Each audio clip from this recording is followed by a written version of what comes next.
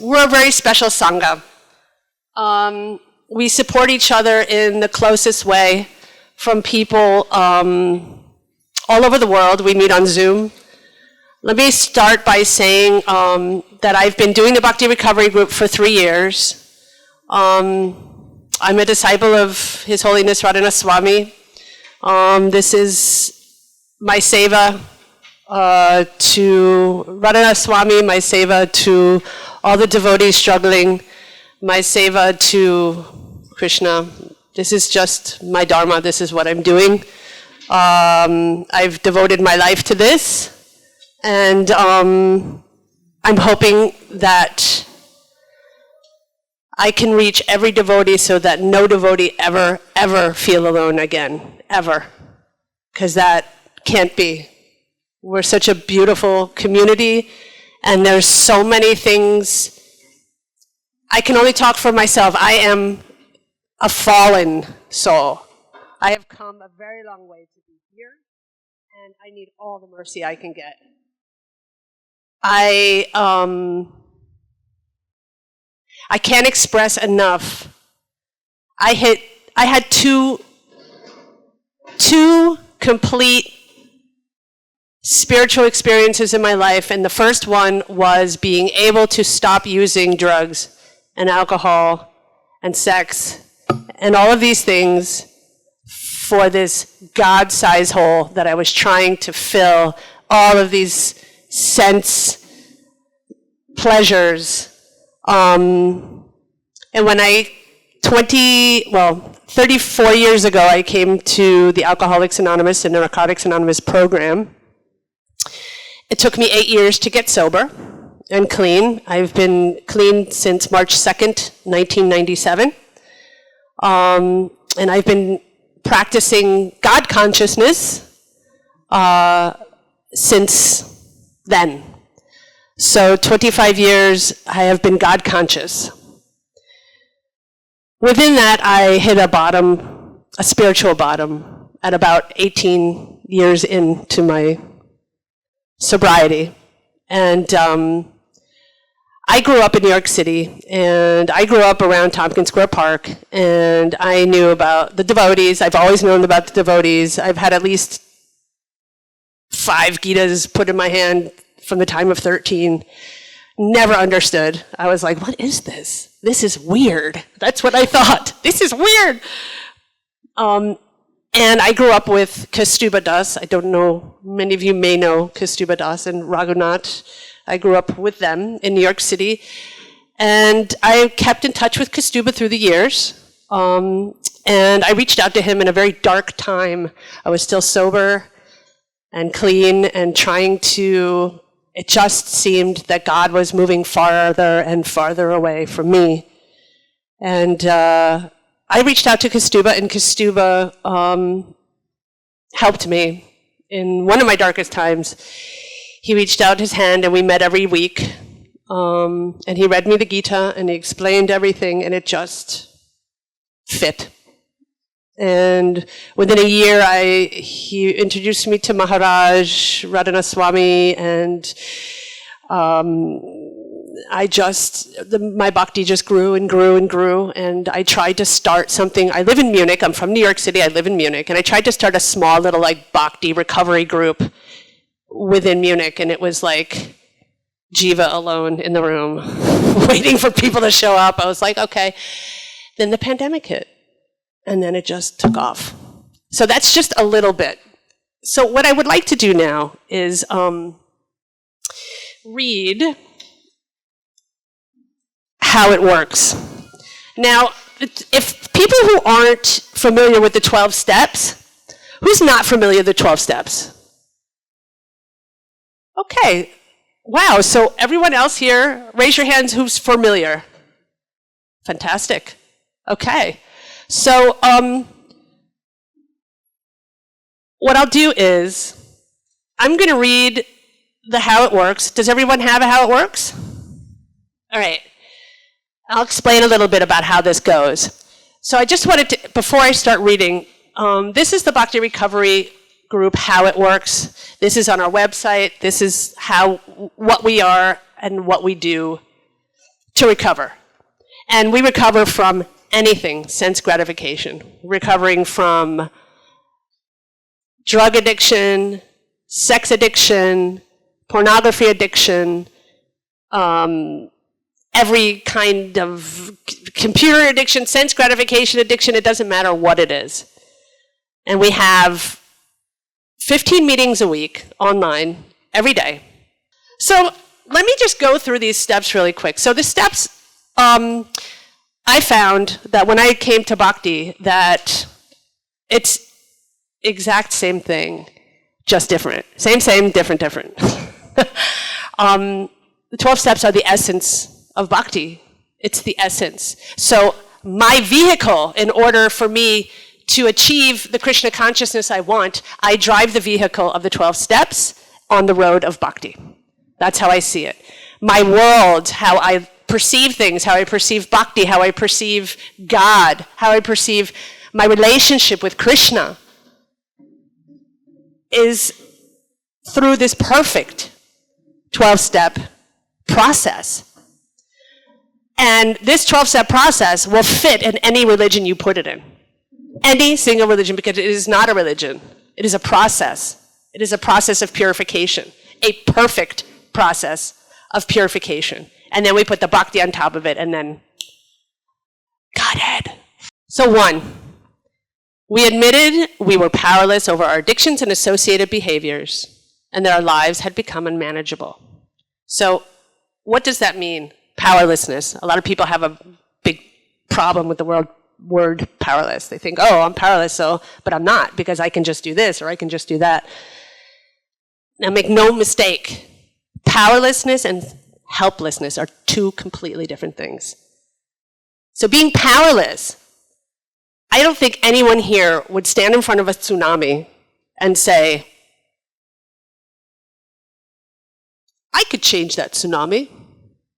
You would be crazy to say that, or you would be Krishna, right? You believe that you're as powerful as Krishna. Actually, to think that we have the power to change, to overcome Maya ourselves, that's saying we are Krishna. That's saying we're God. So admitting that we're not God is that admitting that we are powerless. And it's so easy to know that we are not God. I certainly am not Krishna. I might be a teeny little part and partial like us all, but I am not Krishna, and I don't have those powers. So the helplessness is, so we can admit we are powerless, but if we stand in front of that tsunami, if we know that tsunami is coming, what are you going to do? Are you going to stand there and think you're going to change it? What are you going to do? Run. We're not helpless. We can make that decision. We can make that decision. Now, if we're stuck into this pattern of material sense enjoyment, we're stuck into that mindset of, I mean, how many people here, let's just do it for the minor thing. How many people here said, tonight, prasad, I'm only going to take a half of a portion? How many people have done that? And then had seconds. There you go. So it starts with the small things. It's harmless, right? It's prasad. That's subtle. That's subtle. I personally want to reach for regulation. And, okay, so the unmanageability, for some like myself, in this first step, the unmanageability is very obvious. When I came into this process of recovery, I was a heroin addict, and it's very obvious that my life was unmanageable because it was very unmanageable. And for others, it's a little more subtle. So we all can admit there are parts of our lives that are unmanageable, right? I mean, everyone has even some paperwork that's unmanageable or something that you just don't really have that control over, right? There's always something. So, yeah. The second step, and this is the step of hope. So the first step is the admittance we're not Krishna. And then we say, hey, Govinda, right? We've done everything we could. We've reached out to everyone, just like Draupadi. Help me, help me. Can you help me? No, can you help me? No, can you help me? No. Hey, Govinda, and we just say, I can't, and you finally admit that there is nothing there. Now we go into the second step.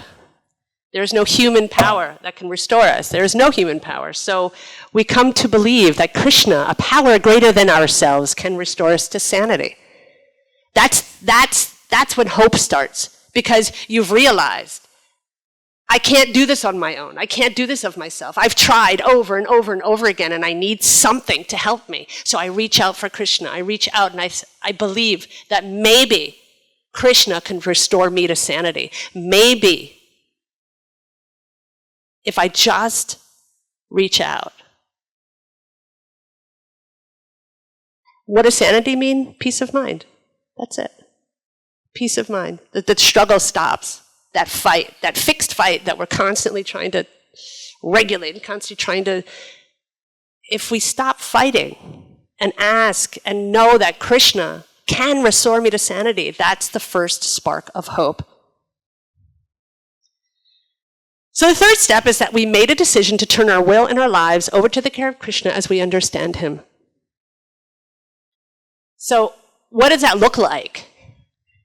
What does it look like, turning our will and our lives over to Krishna? This is not a thought.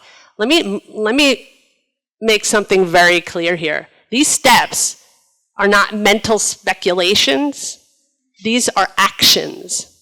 And I will explain how we act those. Because without action, it's just going to live in our head. And if it lives in our head, it's not going to really... I mean, how many times have we thought, oh, tomorrow I'm going to do this? And if we're not held accountable, we're not going to do that tomorrow, right? So if we are not living our Krishna consciousness tangibly, simply, then how is it going to uplift us? There are many types of people, of course, right? We have the four different ways of coming to Krishna, but I'm not the inquisitive. I'm definitely the desperate. So I need something tangible. I can't read my way into anything. Of course, I read, and I study these things, and I have all of these things, but if it's not an action, if I'm not pounding it into my head, because I am seriously not a realized soul, I need to condition myself. Now, how do I get the discipline?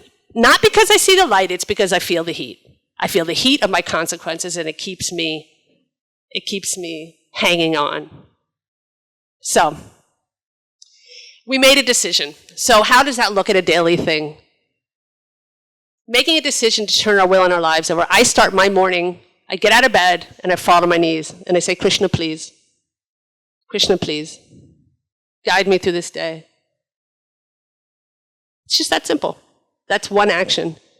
If I'm having a hard day, if let's say I think that I'm again taking the driver's seat, and I think I'm in control, right? We go back to step 1, 2, and 3. I think I'm in control again. I'm getting angry. Let's say road raging. You're in the car, there's some guy in a jalopy in front of you, and you're just, and there's certain things, I'm powerless over this jalopy in front of me. My life is unmanageable. Why? Because I got up too late, and why I'm in a hurry. It's my fault, and I'm yelling at this other person. These are just daily little things that we can exercise, and we can just think, okay, this is something I can't change. I can call out to Krishna. He will restore me to peace of mind. And now I'm going to give my will and my life over to him right now. And if I give my will and my life over to Krishna right now, everything works out. That's my experience. This is not just speculation. It's been my experience. When I give my life and will over to Krishna, as I understand Krishna, miracles happen. But it comes from the heart, not from a book. Not for me, at least. From others, maybe. So here we go, and here's the fourth step. We made a searching and fearless moral inventory of ourselves. Now, this is so important. Let's just say figuratively, we're walking stores. In a store, we have a stockroom. If you're not taking inventory of that stockroom, you're not a good businessman. And you're going to have a messy stockroom. You're going to have rotting stuff in the basement. Everything that's expired is going to start stinking. And that's like our emotional Maya world that we live in. That's our being, So it's our body. So if we are stuffing those things inside, down deep, the things that we are resentful about, all of that stuff, we need to get that out. We need to shed light on that. I know we have so many processes in Bhakti of purification, and we chant, and we do all of our, we do our seva, we have our Sangha, we do all of these beautiful things. But if we have a stinking cellar, it's going to affect that. And sometimes we have to address those things. So we make a fearless and moral inventory of ourselves. What does that mean? That means we have like a list. It's very easy. I'm resentful of XYZ, person, place, or thing, because the way, I don't know, because the way he looked at my wife, my part in it, and then what I can do about it. That's the 4th step. Boom, boom, boom. Easy, easy, easy. It's always about, at the end of all of those things, why am I resentful? It's always the same. Fear or hurt? Fear. Decisions and spirituality based on fear decisions, on decisions that are based on fear, are never good. Never. Fear of not getting what we want, or fear of losing what we already have. Those two things. You will see that that will be the root of all of it. Whether it's financial, whether it's your intermarital, I'm sorry, I'm speaking German so long I can't even speak English anymore. Whether it's your relationships, whatever it is, it's that. So in the step 5, we admitted to God, to ourselves, and another human being the exact nature of our wrongs. This is very important. Because now you have like a mentor with you, your sponsor. We have someone who takes us through these steps. And through these steps, we have someone who's done these steps, who have been around for a while. They'll take us through the steps, and they will call you on your BS. So you're writing that 4th step, and you're like, yeah, I'm resentful because of blah, blah, blah, blah. And then your sponsor's going to say, so what was your part? What was your part in it? And you got to really do some soul searching for that. And there is so much power of saying these things that you may be ashamed of out loud to another human being, to God, and to hear it yourself. See it in black and white. The shame and the blame go away with those things. Keeping that in is not going to help. Kastubaji.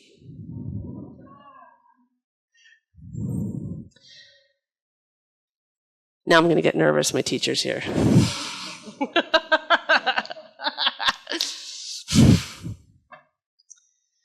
So when we make ourselves vulnerable in that 5th step, and when we shed light on that, what is getting in the way of our Krishna consciousness, what's getting in the way of our relationship with Krishna, what's getting in the way of our seva, what's getting in the way of our sangha, what's getting in the way of our relationships, those things will not help us. What will help us is to be brutally honest, bring it out, work on it, and then move on. But not morbidly swim in all that stuff. To look at it, and it establishes a wonderful, healthy humility, which is so freeing. I can guarantee you how freeing it is to open that drawer and say, this, Krishna, look at this. I'm fallen, Krishna. And then to your sponsor, I'm being humble. I'm telling you what's the most humiliating, embarrassing things that I've done. And believe me, anything you're going to say, your sponsors heard it anyway.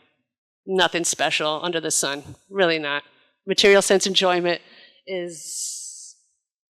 affects us all. So, is everyone clear on the first 5 steps? Yeah? Okay. Sure.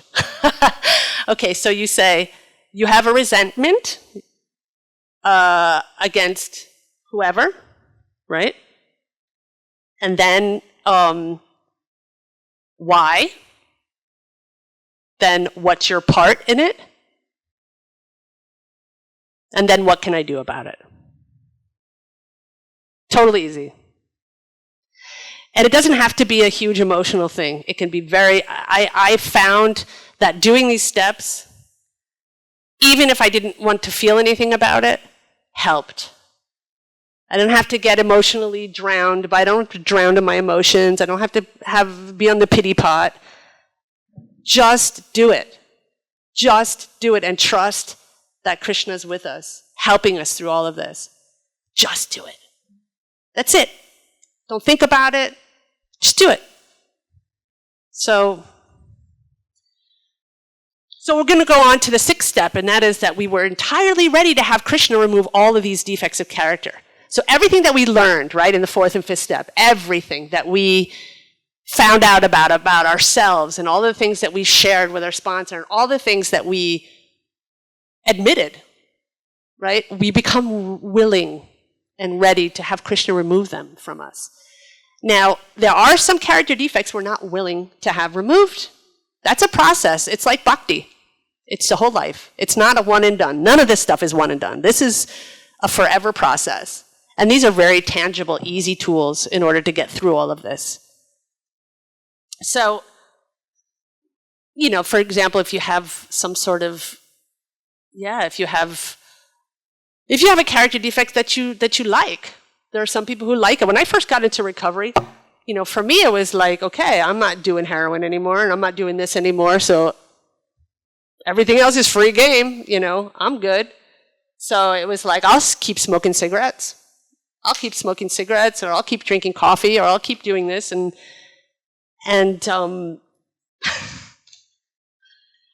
eventually, through the purification of Bhakti and the purification of this program, you become willing to let those go.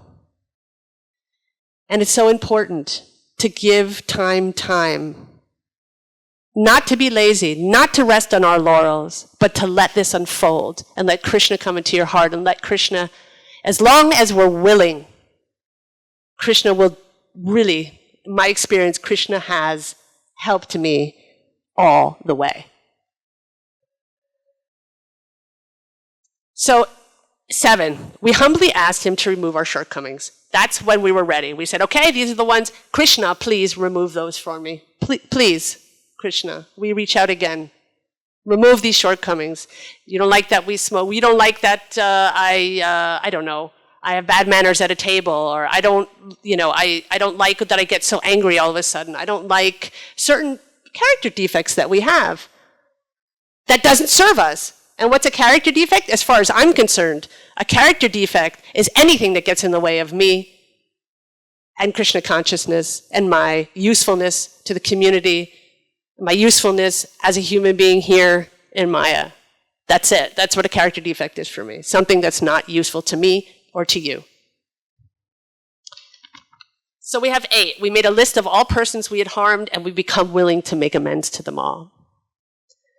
So having this whole process, we're going to know. So we have the 4th and the 5th step, right, where we made this fearless and thorough moral inventory of ourselves. So on the 8th step, most of those people you have a resentment with are probably the ones you're going to have to apologize to. So,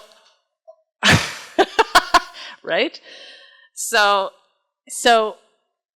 when we make that list, we only become willing. We've just made the list. We don't do anything yet. When we make that list, important, do not run out and start making amends to people. You got to talk to someone else first. Because sometimes the amends you got to make is totally inappropriate. And so we need to have our mentors. We need to have the people who've been through it, who've done it, who know better. That's also part of the being humble, that process, to know, no, I don't know everything. No, I have to take shelter. I have to take shelter and direction. So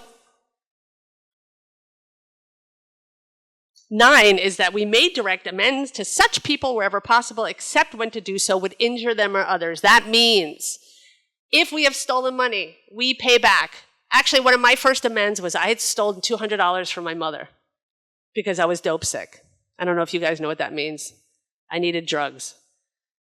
And I stole $200 from my mother. This was like 35 years ago. And when I made amends to her, it had been like 6 years past, and I made amends. I gave her the $200 plus interest. That was my amends, plus interest. She didn't want to take it, but I gave it to her, and I told her, if you don't want it, do it for me. Just do it. Take it. I stole also one other time from I don't know if you guys know, but the Antifa, you know what? The anti-fascist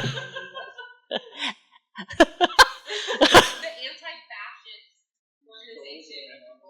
I stole from the Antifa. Yeah, that's really bad. There was like a donation can for the Antifa in my friend's store, and I stole the money out of it. And I was like, oh my God.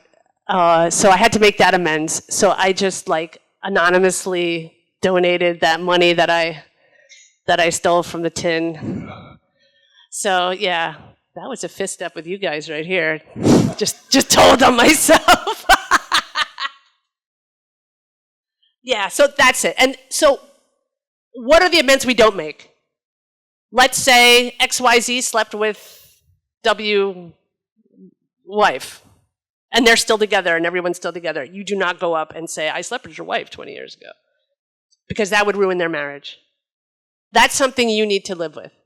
That's on you, and you're going to have to clear that up with God.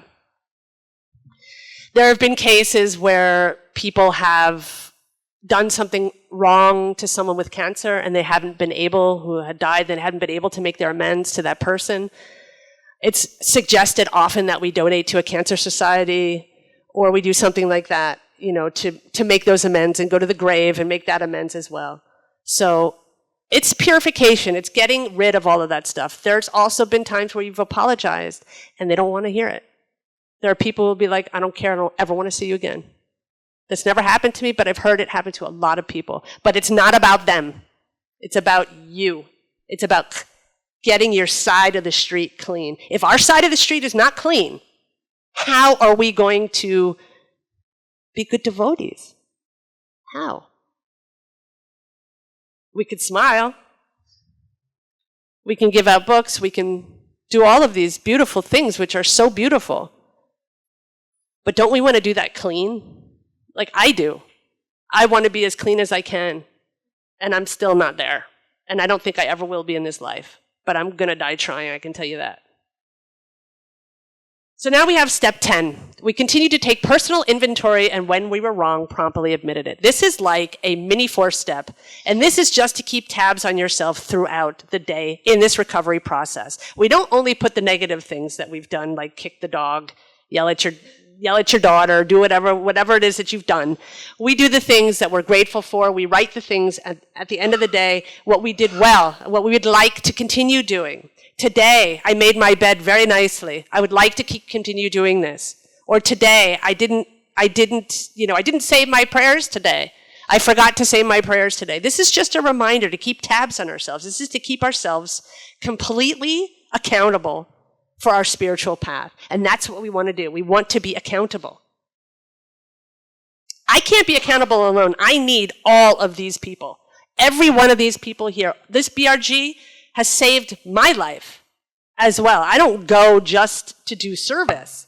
I go because I'm also a recovering addict. And please, they know, do not hold me to a higher standard than you hold yourself. My standard is Krishna consciousness, and my standard is the Bhakti Recovery Group. I'm not special. I'm not different. And I'm not anything but just another recovering addict in Krishna consciousness trying to do the best that I can. And trying to spread the word. And trying so hard so that no devotee ever be alone again in that struggle. So, step 11, we sought through prayer, meditation, and the chanting of the holy names to improve our conscious contact with Krishna, praying only for knowledge of His will for us and the power to carry that out. I think that's pretty self-explanatory. Every morning we do a little meditation. There's little book meditations. There's one really great one that I read, and Gita Daily I read too. Fantastic. These are like these little daily meditations. So if I'm a little lost about my Krishna consciousness, this is a very big world. I can do anything. I can pick up the Bhagavatam, I can pick up the Gita, I can do this. But because I'm like attention deficit, like to this third power. So I need direction. So I can take little clips and things and meditate on that in one day. One little bit at a time, one step at a time. Easy peasy, easy does it. This is not a race. This is a marathon. We're in it for the long run. We don't want to hurry. Maharaj told me, please, Jiva, do this slowly. Don't rush and let it just be steady and do it slowly. And that's how I look also at my recovery. I do the work and I leave the rest to Krishna. I show up and I do my footwork and Krishna does the rest. He decides how my day is going to be. And I decide how I'm going to be able to perceive that day. And how I perceive that day is through the lens of the 12 steps and bhakti, with gratitude. Nothing is happening to me. It's happening for me, everything. Everything. And I don't say that out of being frivolous. I say that really. No matter how much pain I'm going through, it's happened for me. So let's get to the 12th step, and this is the most important, because we've had a spiritual awakening as a result of these steps. We tried to carry this message to those seeking recovery and to practice these principles in all of our affairs. What does that mean? That means we're not just Mr. Nice Guy at a meeting. We are trying to be the servant of the servant of the servant outside the meetings, inside the meetings. We're trying to spread the word. We're trying to be the best devotees we can be through this process every day with everything that we're doing in practicing these principles in all of our affairs. A good devotee doing dishes, a good devotee reaching out, taking care of someone else's kids, a good devotee. Even when I'm yelling and I've lost my stuff, I'm still trying to be a good devotee. All right. No worries. You're welcome to come back. So, before we go to the rest of it, would anyone care to... does anyone have a question or a comment about the 12 steps? Oh, sorry. Okay. Yes. Mm-hmm. Yes.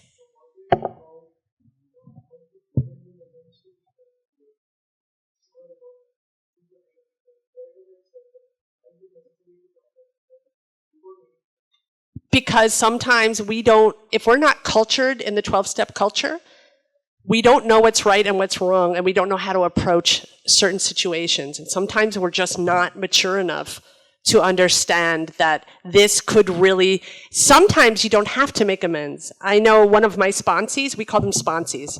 So like a sponsee is someone who I mentor, and I have a mentor as well. I have a sponsor. If I'm going to go make an amends to someone, I'm going to run it by my sponsor first. Always. Just like we would run it by one of our teachers if we're going to do anything, because it is like a disciplic succession. So, yeah. Yes, sure.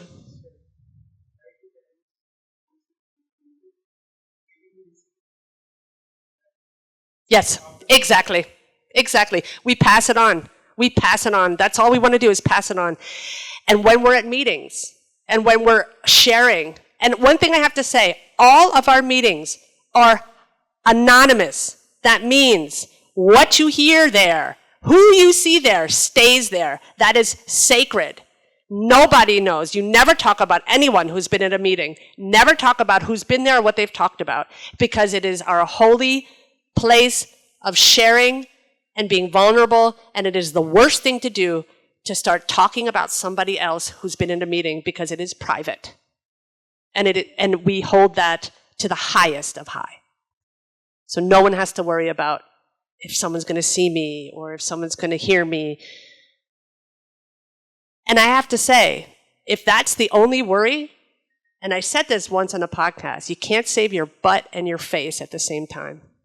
You just can't.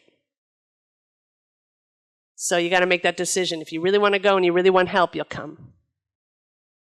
Everyone needs it, but those who come want it. And there's a difference. Same with Bhakti. We all need it, but those who stick around, they want it, right? They have the taste of the nectar, and they want more.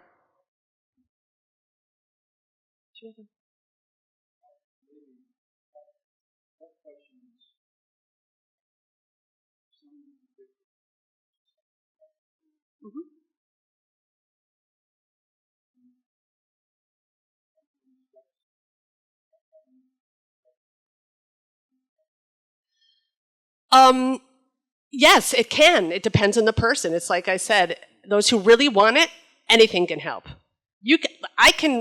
I recovered. I actually did not go to the last time that I kicked heroin. I did it on the couch of my dad's apartment, and it got no treatment. I just did it because I had to. I couldn't stand it anymore. My life was in ruins. And not a hospital, not a person, and not a place or a thing could help me. I wanted it so bad that nothing could have stopped me. If you would have put me, I don't know, in Siberia somewhere, I would have done it. I don't care. I would have just done it. I would have, if someone told me dance on the table, put a dunce hat on, whatever, eat a pile of poo, I would have done anything to stay clean, to get out of that horrible hell that I've created for myself. I would have done anything. And that was so fortunate. That's the most fortunate place to be.